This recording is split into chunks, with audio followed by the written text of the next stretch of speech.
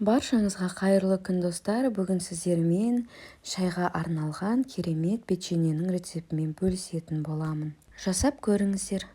Ең алдымен печеньенің тестасын дайындаймыз. Ол үшін бізге 50 грамм бөлме температурасында еріп тұрған сары май және 40 грамм мед қосамыз. Кез келген дүкенде сатылатын арзан банкадағы мед жарайды. Екеуін жақсылап араластырып аламыз.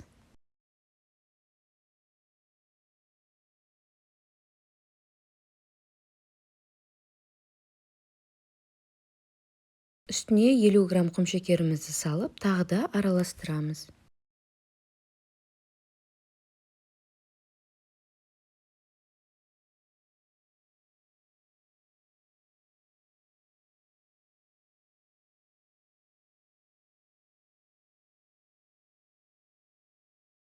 Қантты әбден араластырып болған соң бір жұмыртқамызды салып, тағы да араластырамыз.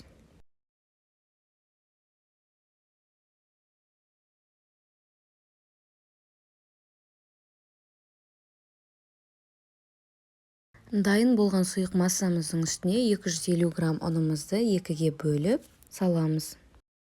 Бір қасық разрыхитель саламыз. Видеода көріп тұрғандарыңыздай ұнды араластырып, одан кейін қалған ұнның екінші жартысын саламыз.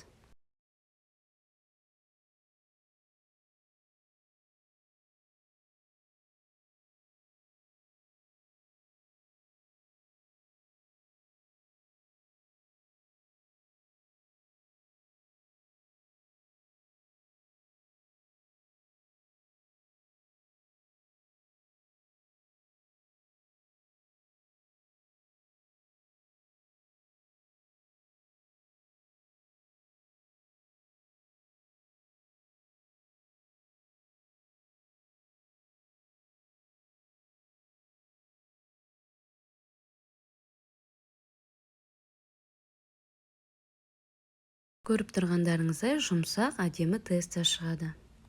Енді салафан пакетикке салып, 10-15 минут холодильникке қоямыз.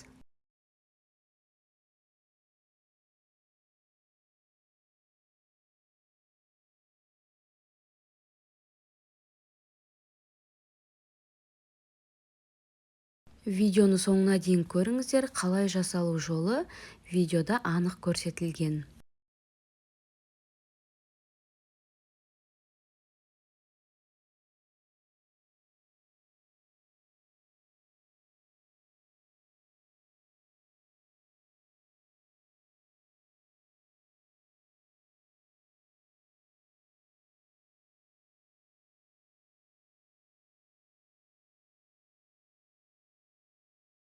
Тестамызды екіге бөлген соң, бірінші бөлігін ұзыншалап жайып аламыз. Бір бөлігінен 13-14 печенье шығады. Тестамыздың екінші бөлігінде дәл осылай 13-14 бөлікке бөлеміз. Бір жасағаннан 27-28 штук печенье шығады.